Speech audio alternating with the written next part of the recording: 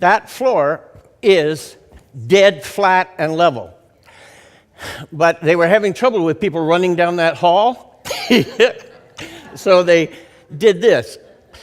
And nobody runs down the hall now, or they break their neck. But it's flat, level, square. Everything's fine with the floor. It just looks that way. Next one. This is a carpet drawn by a company that does weird things for the fun of it. All of those lines are at 90 degrees, and all of them are straight. You do not see what is. That's why Jesus told us not to judge. Are you tracking with me? Amen. The only person who sees accurately is me. And we all believe that. I mean, come on. You're looking at this stuff, and in your head you're going, yeah, well, not me. No, you. I don't know how many times I've looked and saw the experiment run where they have a bunch of people in a lecture like this, and they run a gorilla across the stage. About 15% of the people see the gorilla. And I'm laughing. Yeah, turkeys. Nobody can miss a gorilla running across the stage until you miss a gorilla running across the stage. Why? Your brain is putting stuff out so that you can concentrate on what's going on, okay? The guys, it is only natural that if they did not believe he was alive, they would not see him alive. And God works all around us, and we don't see it. So as we go through this, I want to talk about how to bring an awareness of the presence of God working in our life. But remember, you only see what you believe. Oh, guys, welcome. You're here Easter, right? Oh, good to see you. I knew that. Your son is here too. Okay. Now, I'm back. Shiny. All right. If I don't like you, first I have to put up with Jim because he does. I told him you're not that special, but oh no, he thinks you're great. I will interpret all of your acts negatively. Does that make sense? What I see is what I believe, not what you're doing. That's why in the community of Christ, the rule is that when you see ambiguous action, it's always interpreted in the negative. And then the postscript is all actions are vague and ambiguous. So this is why we don't judge. This is why in our community you develop the habit of assuming Harlene's heart and intentions are good. Then you can see what she's doing. Are you tracking with me? In the community of Christ, our presupposition is that the actions had good intent. If you don't do that, you will never see. Remember we did the kindness challenge? The kindness challenge, what people found out was they finally understood what was going on around them. That's why Jesus teaches that. This is the way we were created. And so, but that has nothing to do with the message. That's free, no charge, take it home. Now, the disciples on that day did not believe Jesus was alive, and it's quite logical and understandable that for that reason they could not see him. Linda Lou, I left my coffee on my desk. And so we cannot be too hard on them, but we must obey Jesus in understanding we don't judge and we give other people the benefit of the doubt. That's one of the lessons coming out of this. So they're walking down the road and they're talking to each other. Conversation's a little intense. And Jesus says, guys, sup? And they say, huh? Don't know? And it was at this time that we had about a 7-mile walk into the Emmaus, and Jesus is walking beside them, and they didn't recognize him because they were kept from recognizing him whether there was intervention or not, it is not likely that they would have saw him. But they're discussing this stuff, and Jesus says, "What gives here? What is this you're talking about?" And they say to him, "What? You're the only person in the whole of Jerusalem that doesn't know anything. Where have you been, in a cave?" Yeah. To which Jesus said, "Probably, for about 3 days and 3 nights." So, Jesus, who they're talking about, the tragedy that has just happened, and so they start to tell him, this is what happened. This Jesus of Nazareth, they say to Jesus of Nazareth, was a prophet, powerful in word and deed before God and all the people, and the chief priests handed him over to be crucified. Look at this. But we had hoped that he was the one. We'd hoped he was, we had all of our hopes pinned in him. This was a big deal to these guys. Why? Because for hundreds and hundreds of years, they knew the promises of God that one day Jehovah, God of Israel, was going to send a Savior, a Messiah, someone to set them free. And they were at the Feast of Passover, which is this event when Jesus was crucified. They would have their Passover meal with the bitters, and they would have the cups, and they would send the youngest male to the door, and he had to look up the road and look down the road, and he was looking for the prophet to come and announce that the Messiah was on his way. And this was the year that the Messiah was going to come. And they'd done this for hundreds and hundreds of years. And they were waiting for it and looking for it. And there he is, and they're walking with him, and they don't recognize him. The guy, for centuries, that they were waiting on was walking with them, and they could not see it. Now, here it says the same day. The same day as what? Same day as he came back to life. This was the Sabbath, which was a Saturday. And they're walking with him. And as they go along, Jesus is listening. And then they get to their house, and they're going to go in and watch a NASCAR race. But Jesus says, "I got to go on. I want to get to the next town. It's getting late." And they say, "Oh, no, don't go. Come on in. Have a meal with us. Don't go. It's dark. Get in here." So he goes in there, and he's eating with them. And while they are eating, Jesus stands up, and he breaks the bread that they are going to eat, and he blesses it.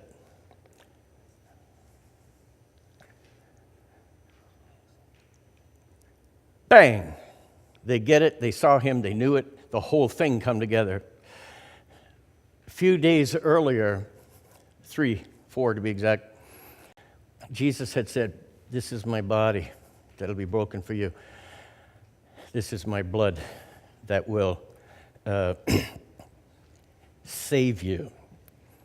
And when he broke that bread, the whole thing was put together. Oh, man, that's right. He told us he was going to die and come back again. This was prophesied. He told us all this stuff. And then they were at the crucifixion. Everybody was at the crucifixion. They canceled the matinees at the theater, so everybody went to watch people die. And they saw Jesus was bled out. There would just be a pool of blood at the foot of that cross. "This is the blood that will set you free. Do this in remembrance of me. Remember, I paid the price for you so you could be free." Now, I don't know what was going through Jesus' mind. I don't. I don't know whether I could have been that laissez-faire, whatever. Who's this guy, Jesus? Oh, yeah. I think running through his mind might have been, you guys, while you've been brokenhearted, defeated, lost hope, depressed, let me tell you, the last 3 days for me have been exciting. I accomplished my mission. When they arrested me and hauled me off, I was not good with it. And remember when we went to the garden and I took off over by myself? I was talking to our Father, yours and mine, and I'm saying, is there any other way? Do I have to do this, what they're about to do to me? And our Father said, yes, there's no other way. You have to go through this. So I went through it all the way. And I was able to accomplish everything the Father sent me to do. And when they were hitting me with the whips, remember, guys, when you were in school, they taught you Isaiah 600-700 years ago. By your stripes we were healed. Every time they would hit me, I would remember, I'm doing this for you. You are going to have the power to be healed because of what they're doing to me.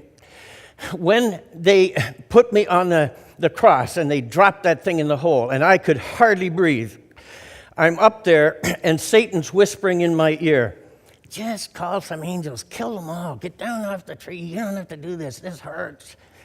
But I didn't call for help. I stayed on there until my mission was complete.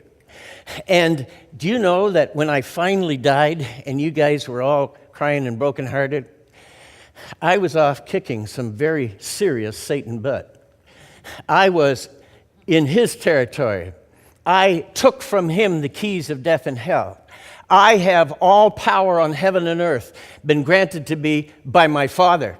I have just had the most glorious transfer of power that any son could have from any father. And I now am the one who will come back again and claim all of those who are children of God. I have all authority in the universe. It's 3 days later, but I have changed the spiritual order of the world. And so, guys, I stayed there so that I would pay your penalty, you would be free. And then our Father wants you to know that the power that he used to bring me back to life after they'd killed me, after they'd ripped my hide off, after I'd laid in the tomb for 3 days, he hit me with the power of his Spirit, stood me up, brought me to life, rolled away the stone, and walked me out alive. Our Father wants you to know that as a result of this whole process, he's giving you that Spirit to live inside. You now can walk the face of the earth as an unconquerable, undefeatable child of the living God. Whenever you are tempted, whenever you have a problem, whenever any obstacle is in your way, you have the power that our Father used to bring Jesus back to life, surging through your body. You have physical parents, but you need to know you have a spiritual parent who is God the Creator. And Jesus Christ has used that Spirit. Now you can, instead of only one person, Jesus coming down from heaven, telling you what the Spirit says, teaching it, and then having you understand, the Father has set it up where now he has returned, Jesus sends the Spirit. Now you have access to the Spirit of God to open the Word, to be taught by him. Now you have access into the very presence of God because of the Spirit. And Jesus, running through his mind is, I stayed on the cross for you, so that you would have all power with me and share in my kingdom. And when I ask you to go into all the world and tell everybody, I will give you the power to do what I ask you to do. And when there is temptation, I will give you the power so you do not have to yield. You will triumph over anything. The thing is this. What is it that's too big for God?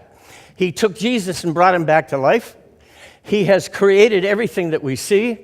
And now he says, that power is in you. What is it you're praying about that you don't think God can do? What is it you're worried about? The question from Job is anything too big for God, Job? I actually kind of like Joe, but God is kind of hard on him. What, were you there when I hung the four corners of wisdom? And where were you? I'm God. You don't even, as the heavens are high, but like, just chill out, man. I am God. And wisdom resides with me. And I have a plan for you. And it's a good plan. And then Jesus executed his part of the plan, which was to set you free, make it possible for me to put my power in you, and create a body in singular form that goes around the world to build my kingdom on earth. Now, what is it that is in your life that God can't do? What is it that's so large you don't think he can handle? You're praying for one of your children? You think, yeah, look, they had a whole group praying for me every Wednesday, and I thought it was odd, but when finally these people came in to check on their latest victim they've been praying for, which was me, and I said, look, guys, I have started a new life with Jesus Christ, and I am going to follow him for the rest of my life. Amen. Their response was, yeah, we'll keep praying. Why? Yeah, why? I was so steeped in sin, nobody would believe that I would follow Christ. You don't have anything that's too difficult for God. You're praying for someone, God will go talk to them and mess with their brains so bad they'll come to Jesus Christ just to get their head straightened out. Ask me. God wants you and your kids in his kingdom. And he wants you to ask him. He wants you to partner with him. He wants you to work on his kingdom. It says here that the God of this world, small g, has blinded the eyes of man so they can't see. If you want anybody, children, neighbors, friends, workmates, anybody